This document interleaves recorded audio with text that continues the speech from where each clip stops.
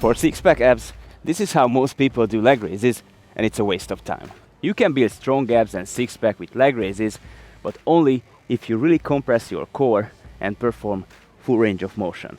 If you only do this half range, you mostly use your hip flexors and your abs will only stabilize but not contract fully. This is why you need the full range of motion, so you need to really compress your abs, so flex your spine, and you need to feel like you want to pull your belly button inside. It's similar to an ab crunch, but in the leg raise, you're moving the full weight of your legs, so your abs get a bigger load. To be able to do this full range of motion leg raise, first, you need to be flexible enough.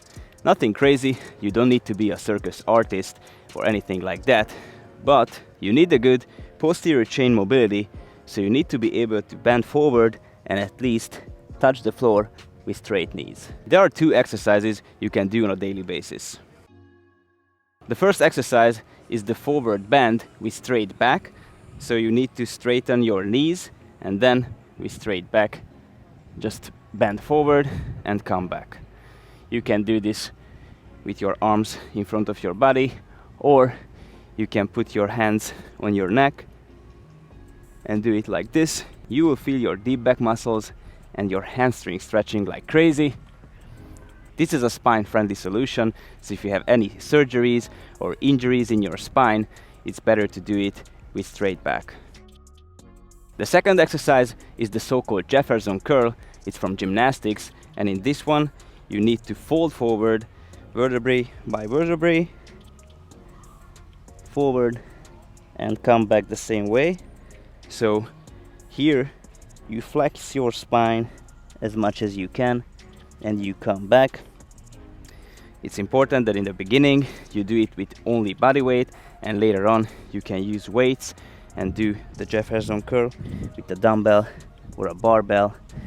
It's really important to be gradual and consistent with this. You can do one of these or both on a daily basis in the morning and or in the evening, 10 to 15 reps and 10 to 30 seconds hold. So if you practice these movements and you can touch the ground, chances are that you can perform great leg raises. But even if you don't have the best flexibility, don't worry, you can still work your abs perfectly with the tuck progression. You will see why. So once again, why is this flexibility so important?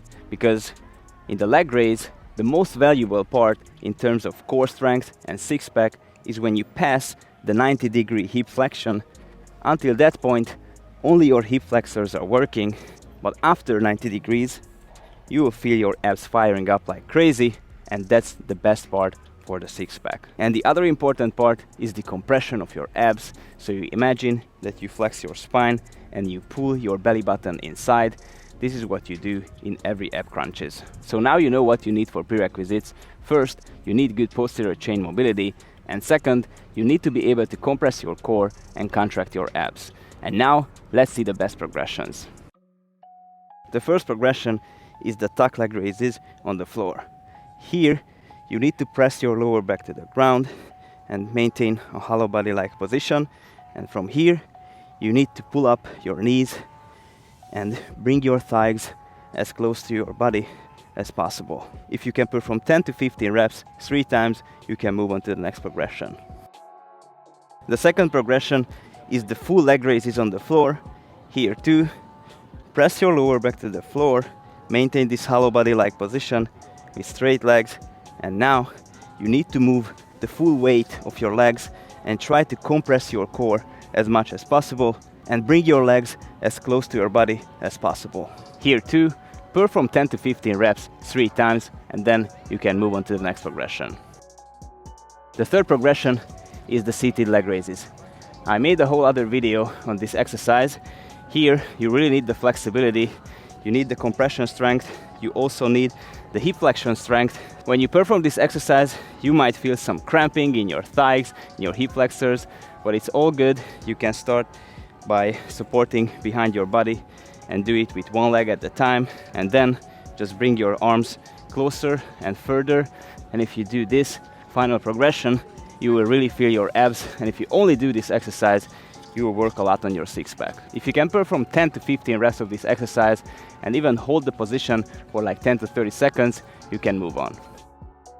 the tuck leg raises. You can perform this exercise in hanging or in support, but the point is that after the previous 3 progressions, if you could perform at least 10 reps, I'm sure that you'll be able to do this one. And this is what I talked about. Even if you don't have the best flexibility, since you're bending your knees, you don't really need the flexibility in order to tilt your pelvis, compress your core, and use your abs maximally. So try to perform this exercise in the biggest possible range of motion.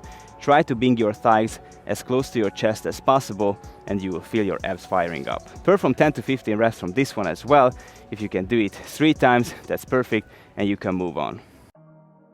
The 5th progression is the half extended leg raises. You can also perform this in hanging or in support, but from the previous progression, it's all about the weight of your legs in a vertical position. So in the tuck, when you tuck your knees, it's gonna be easier. And now we move on a step further and you extend one of your legs. So the leverage is longer and the weight that you have to carry with your abs is way bigger. So when you perform this alternate half extended leg raise, you prepare yourself for the full closed leg raises. If you can do 6 to 10 reps, you're ready for the next step.